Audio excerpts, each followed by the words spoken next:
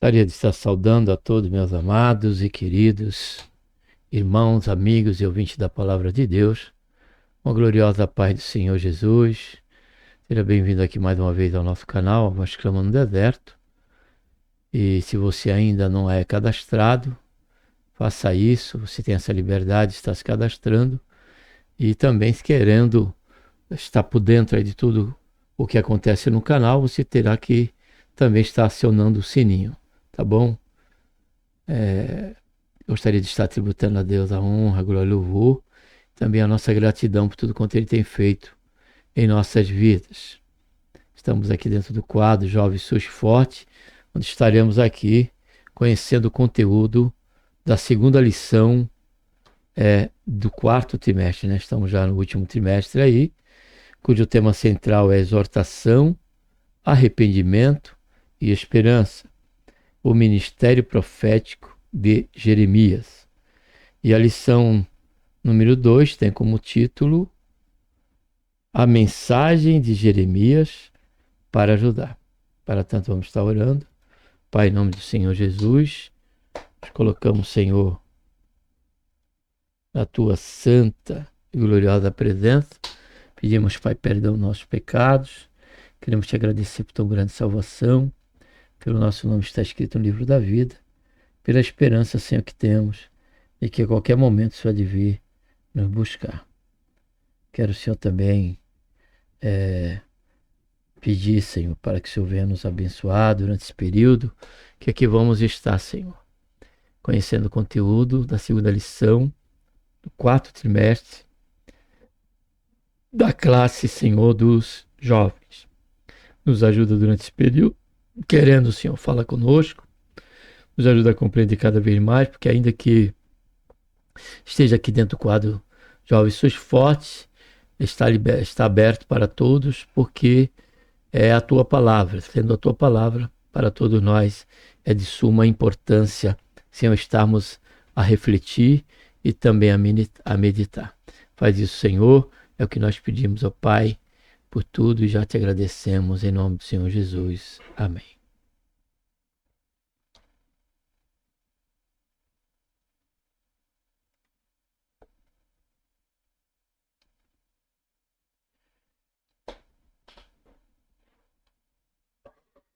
Texto principal: ouvi a palavra do Senhor, ó casa de Jacó, e todas as famílias da casa de Israel.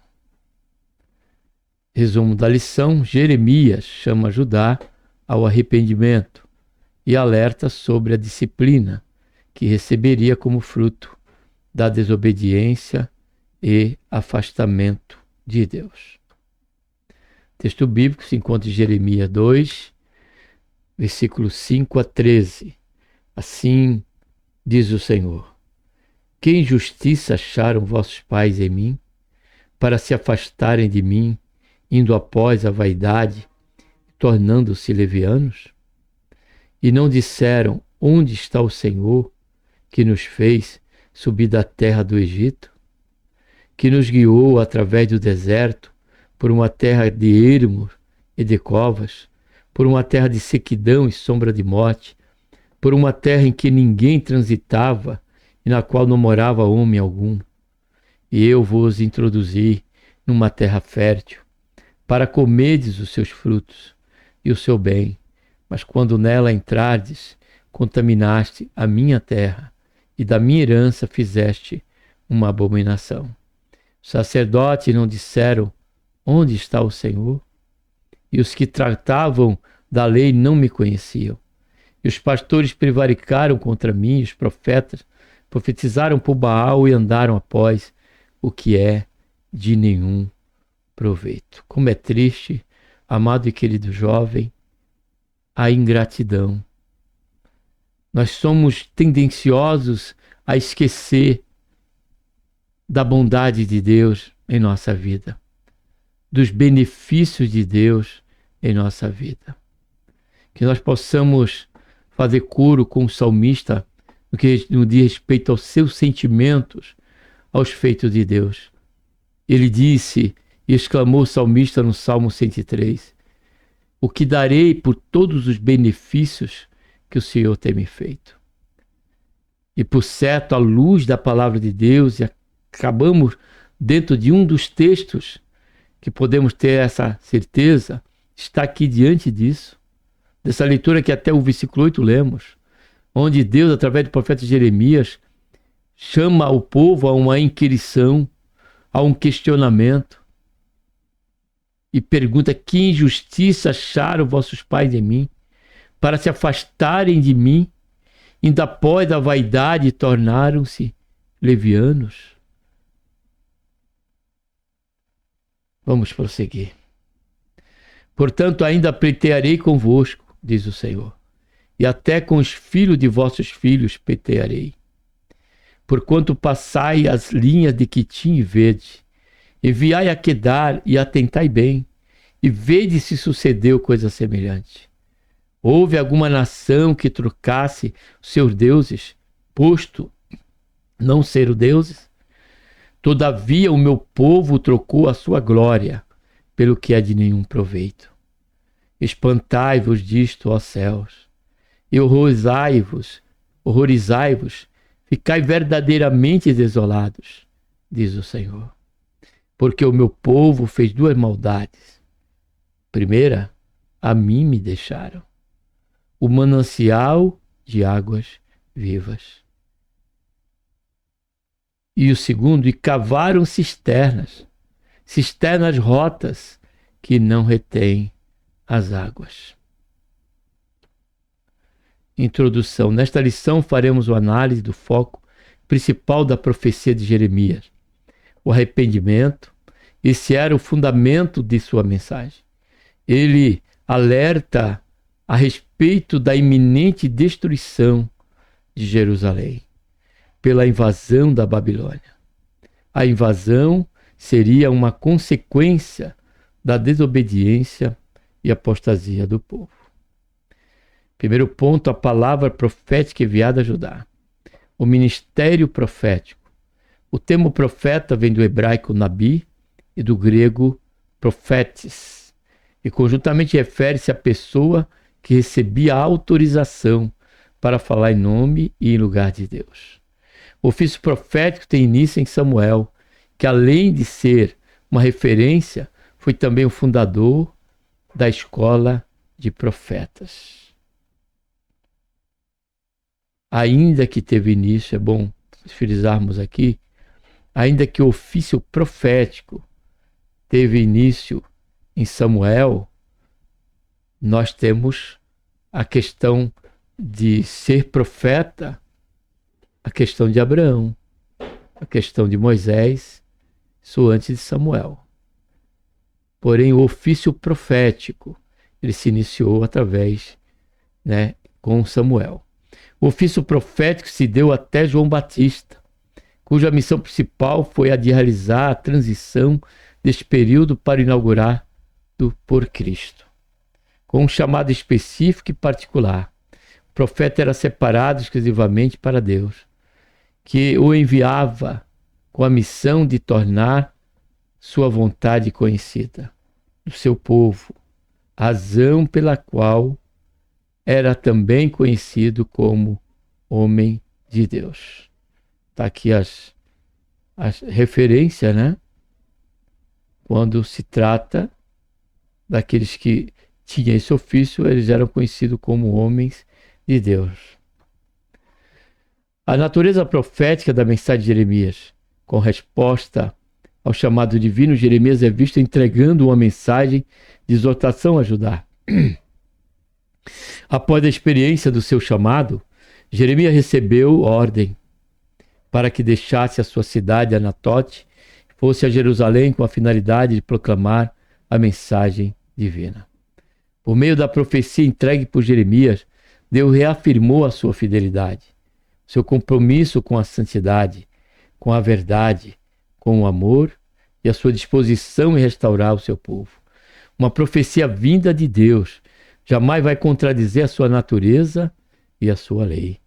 O caráter de Deus deve permear toda a mensagem, a fim de que ele seja exaltado e honrado. A mensagem deve atender os interesses de Deus e não do profeta. A mensagem do Senhor tem caráter e mantém a sua linha de santidade, mostra, deixa claro a santidade de Deus e também a sua justiça. E muito embora esteja sobre um parâmetro de um tratamento,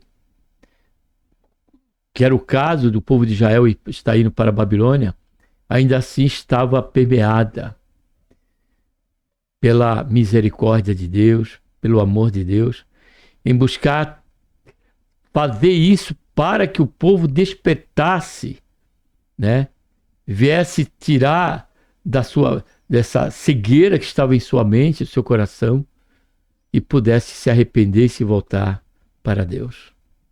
A escuridão estava tão forte, tão intensa, que nós lemos na Bíblia, lemos na leitura ali, bíblica, que até os profetas estavam profetizando por Baal. Já não era mais por Deus, era por Baal. Tamanha degradação espiritual em que o povo de Israel, particularmente aqui o de Judá, estava nessa condição, onde caberia somente a disciplina do Senhor. Uma coisa, caro jovem, que podemos ter é que antes da disciplina, antes do tratar de Deus, Deus ele nos alerta, Deus ele nos orienta. Isso nós temos a palavra do Senhor em nossas mãos. Antes que venha o dia do tratamento de Deus, e ainda que esteja debaixo da ira do Senhor, esse tratamento ele continua sendo permeado pelo amor. Porque a disciplina do Senhor não é para matar. A disciplina do Senhor não é para ferir. A disciplina do Senhor é para nos trazer a consciência de quem o Senhor realmente é e tem sido para cada um de nós. Judá, alvo de Deus, por volta do ano 931 a.C., com a ascensão de Roboão ao reinado, ocorreu a triste divisão de Israel em 2 reinos. Reino do Norte, com capital em Siquém, posteriormente substituída por Samaria, e Reino do Sul, com capital em Jerusalém. Estes 2 reinos guerrearam entre si por cerca de 60 anos. Estes 2 reinos guerrearam, embora no período do reinado de Acabe e Josafá houvesse paz, incluindo alianças políticas e familiares, trazendo a influência do culto a Baal no Reino do Sul, motivo de sua destruição. O Reino do Norte não houve qualquer rei justo, piedoso. Porém, o Reino de Judá, que a base era Jerusalém, ainda houve alguns a exemplo de Josias, que buscou restaurar, foi até no tempo do trabalho e do ministério profético de Jeremias. Josias tentou trazer o povo a uma restauração na sua comunhão com Deus. Mas Judá estava tão ferido com respeito ao seu desvio espiritual que não houve o êxito de Josias. Aí Deus levanta Jeremias, com um ministério de 40 anos ali em Jerusalém e 5 anos no Egito, profetizando e buscando trazer a consciência do povo de forma latente, contínua, incansável, de que Deus ele continuava esperando uma atitude para prosseguir no que diz respeito à aliança com Israel. E no caso aqui, o povo, a tribo de Judá, porque Israel já estava cativo em Babilônia. A longa história de Judá foi marcada por alguns reis que honraram a Deus e outros que não. Jeremias nasceu durante o reinado de Manassés, que morreu quando a profeta tinha cerca de 10 anos de idade e recebeu seu chamado durante o governo de Josias, que morreu em 609 a.C. Jeremias se dirigiu a este reino advertindo sobre a sua queda, fato que ocorreu em 586 a.C., quando de um reino Judá passou a ser uma simples província. A dura advertência divina, a ira de Deus. Desde que foi chamado por Deus, Jeremias esteve ciente de que, Se por um lado a sua mensagem seria de esperança, por outro ela seria de advertência e de exortação ao povo que havia escolhido afastar-se de Deus. O ministério de Jeremias revela a reação de Deus à forma com que o seu povo o tratava naqueles dias, motivo que acendeu a sua ira, e ele prometeu tratá-lo segundo as suas obras. A ira de Deus é a manifestação de sua repulsa ao pecado e tem como base a sua santidade e justiça. A intenção de Deus com a mensagem de juízo não era amedrontar o seu povo e nem tampouco castigá-lo, mas sim advertir do erro, trazendo arrependimento e mudança de vida, pois o seu prazer é que a sua bondade seja experimentada, pois seus pensamentos são de paz e não de mal para com os seus. Uma palavra de condenação. De acordo com os textos, capítulo 2 e 3, o livro de Jeremias, o profeta recebeu a mensagem de Deus, cujo conteúdo foi de condenação, um período no qual o povo de Judá se afastou do Senhor. A mensagem entregue a Jeremias é uma forte acusação contra Judá, que, à semelhança de uma esposa infiel, traiu seu Deus. A mensagem foi transmitida com vivido sentimento de angústia, que inquestionavelmente retrata o sentimento do próprio Deus, diante da indiferença do seu povo.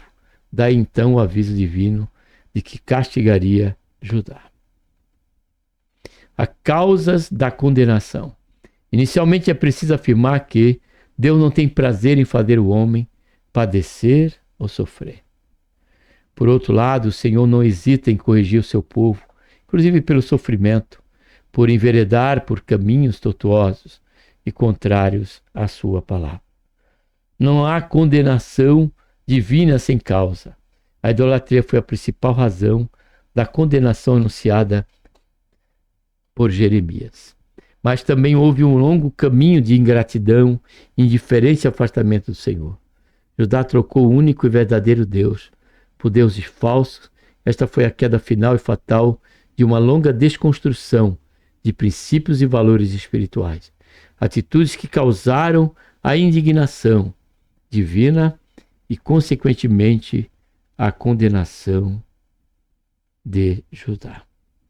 Então, esse texto, ele nos deixa claro, caro jovem, você que nos ouve, o cuidado que precisamos ter quando da nossa trajetória cristã, para não enveredarmos pelo caminho, primeiro passo, de esquecermos da salvação do Senhor. Esquecemos do valor do precioso sangue do Senhor Jesus que foi derramado na cruz do Calvário. Esquecer do agir de Deus, nos fazendo participante da sua natureza divina, mediante a presença do seu Santo Espírito. Esquecer que da graça do Senhor que nos ensina a renunciar à impiedade e viver piamente diante do Senhor. O segundo passo se torna a indiferença. E por último, consequentemente, o afastamento do Senhor. Já não teremos mais qualquer sensibilidade em nossas vidas com respeito à questão da nossa vida cristã, do nosso relacionamento com Deus. Porque o que o Senhor nos convida e o Senhor nos chama é para um relacionamento. Não é uma religião vazia. Não é algo preso a ritualísticos, a atos ritualísticos, de maneira alguma. O Senhor nos chama para uma comunhão com Ele. Fato este que em Tiago, caro jovem, ele diz: achegai-vos a mim. A Deus, diz Tiago, exortando. Achegai-vos a Deus e Ele achegará a vós, diz a palavra do Senhor através de Tiago.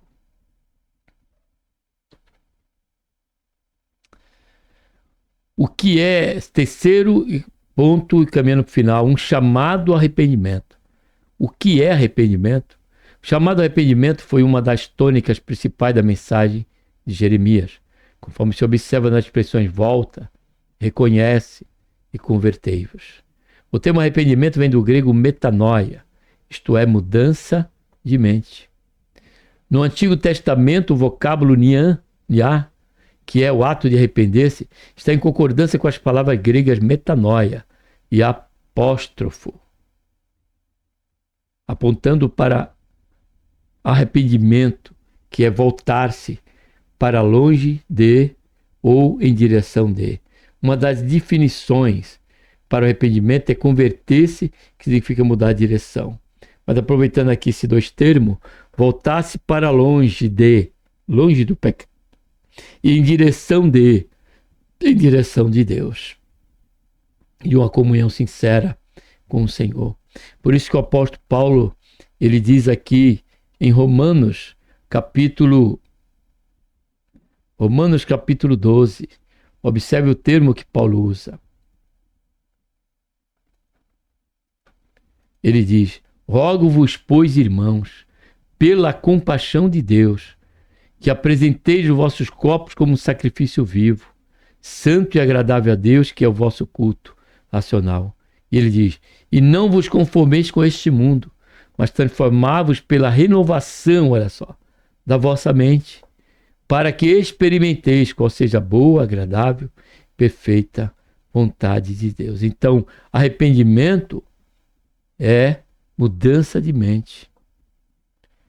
Não queremos pautar as nossas escolhas pela nossa própria mente, mas levar a nossa mente cativo até Cristo, pela revelação da sua palavra. E ali, tomamos a decisão à luz da vontade de Deus. Entretanto, o arrependimento genuíno não consiste apenas em mudar a direção, mas em abandonar a direção errada e seguir em direção a Deus. Como foi dito, Esta é a razão pela qual Jeremias profetizou que Deus passaria a ser o centro da vida do seu povo novamente, como resultado do arrependimento. Arrepender-se é deixar a própria rota para seguir a de Deus. Por isso que o Senhor diz: entrega o teu caminho ao Senhor, diz Salomão em Provérbios 3:5. E não se estribe na vossa... Confia no Senhor, não se estribe na tua própria sabedoria. Entrega o teu caminho, versículo 6 agora. Entrega o teu caminho ao Senhor, confia nele, e ele tudo fará.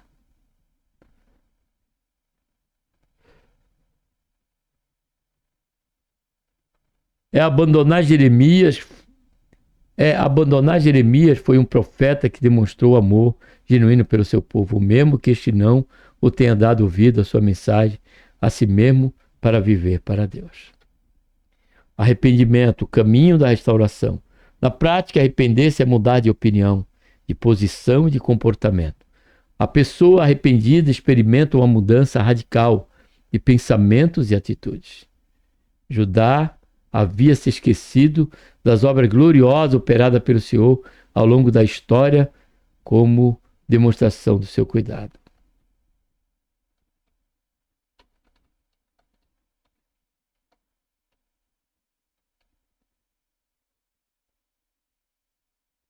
Por isso o povo foi confrontado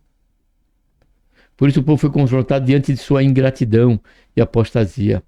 Jeremias apregou arrependimento como condição para que não recebesse a justa ira divina. Segundo, a comunhão com Deus fosse restaurada. Terceiro, recebesse líderes segundo o coração de Deus. Quarto, a presença de Deus fosse constante entre o seu povo. O arrependimento é o caminho da restauração. E é o que se usa essa expressão, nós vemos com bastante ênfase no Novo Testamento. João Batista pregava o arrependimento. Jesus pregou o arrependimento. Os apóstolos pregavam o arrependimento. Porque a condição nossa, a priori, caro jovem, você quem sabe que está chegando aqui pela primeira vez e ainda não tem uma comunhão com Deus, arrepender-se é abandonar esta vida de pecado. É deixar esta vida de pecado e se voltar para Deus. E aí sim, participar, e experimentar a priori a boa, perfeita e agradável vontade de Deus, como nós lemos em Romanos capítulo 12.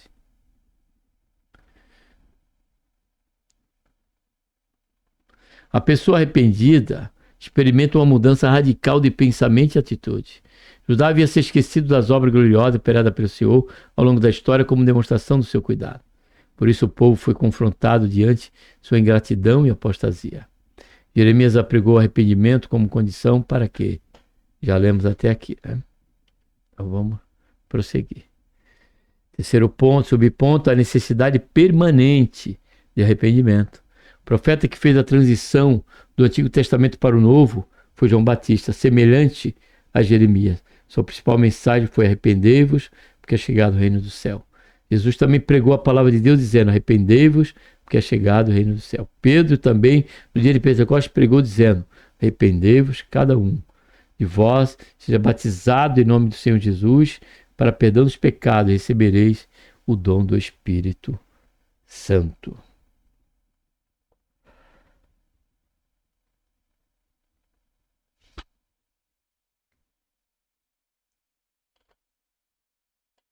Paulo tratou amplamente sobre o arrependimento e o definiu como sendo tristeza segundo Deus. Na prática, isso quer dizer que a tristeza de Deus diante do pecado cometido e aplicado ao coração da pessoa arrependida, que a semelhança do ensino do mesmo aporte, de que a conversão a Deus resulta em obras dignas do arrependimento.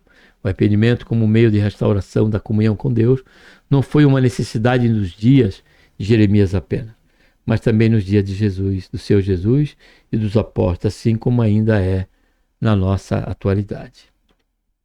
Concluindo, a necessidade da entrega de uma mensagem divina justificava a existência de um profeta e o exercício do seu ministério. Com base nos capítulos 2 e 3 de Jeremias, esta lição pontuou esta verdade a partir da dura mensagem que o profeta entregou ao povo de Judá, deixando o exemplo e a lição de que ainda hoje o arrependimento é sempre o caminho para a restauração.